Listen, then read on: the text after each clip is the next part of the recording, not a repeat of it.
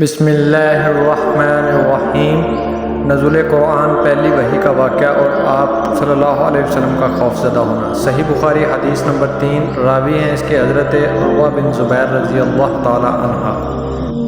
ان حضرت صلی اللہ علیہ وآلہ وسلم پر وحی کا ابتدائی دور اچھے سچے پاکیزہ خوابوں سے شروع ہوا۔ آپ صلی اللہ علیہ وآلہ وسلم خواب میں جو کچھ دیکھتے وہ صبح کی روشنی کی طرح صحیح اور سچا ثابت ہوتا۔ پھر من جانب قدرت آپ تنہائی پسند ہو گئے اور آپ صلی اللہ علیہ وآلہ وسلم نے غار حرا میں خلوت نشینی اختیار فرمائی اور کئی دن اور رات وہاں مسلسل عبادت اور یاد الہی و ذکر و فکر میں مشغول رہتے۔ جب تک گھر آنے کو دل نہ چاہتا توشہ ہمراہ لیے ہوئے وہاں رہتے۔ توشہ ختم ہونے پر ہی اہلیہ محترمہ حضرت خدیجہ رضی اللہ عنہا کے پاس تشریف لاتے اور کچھ توشہ ہمراہ لے کر پھر وہاں جا کر خلوت گزین ہو جاتے۔ یہی طریقہ جاری رہا یہاں تک کہ آپ صلی اللہ علیہ وسلم پر حق منکشف ہو گیا اور آپ غار حرا ہی میں قیام پذیر تھے کہ اچانک حضرت جبرائیل علیہ السلام آپ کے پاس حاضر ہوئے اور کہنے لگے کہ اے محمد پڑھو۔ آپ فرماتے ہیں کہ میں نے کہا میں پڑھنا نہیں جانتا۔ آپ صلی اللہ علیہ وآلہ وسلم فرماتے ہیں کہ فرشتے نے مجھے پکڑ کر اتنے زور سے بھینچا کہ میری طاقت جواب دے گی۔ پھر مجھے چھوڑ کر کہا پڑھو۔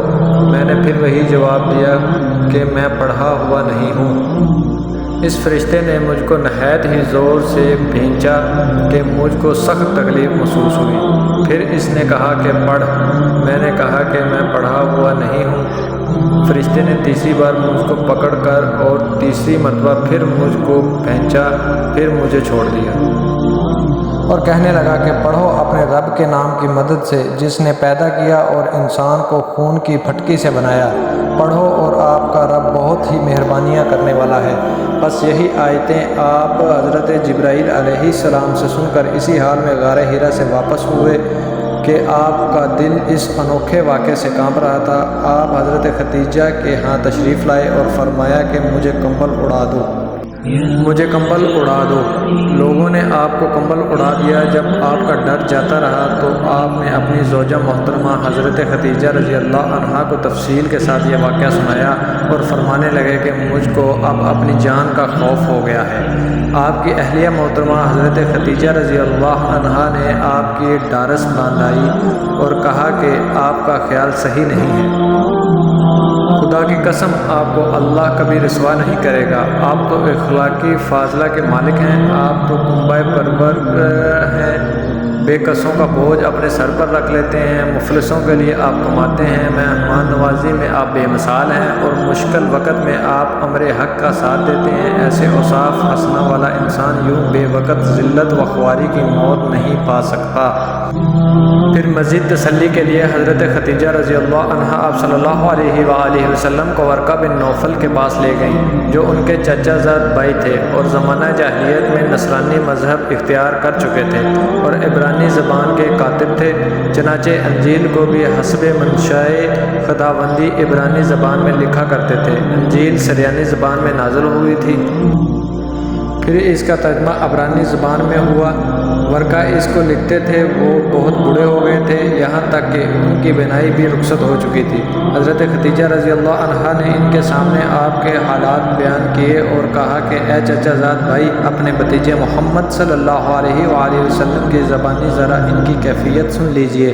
وہ بولے کہ بھتیجے، آپ نے جو کچھ دیکھا اس کی تفصیل سناؤ۔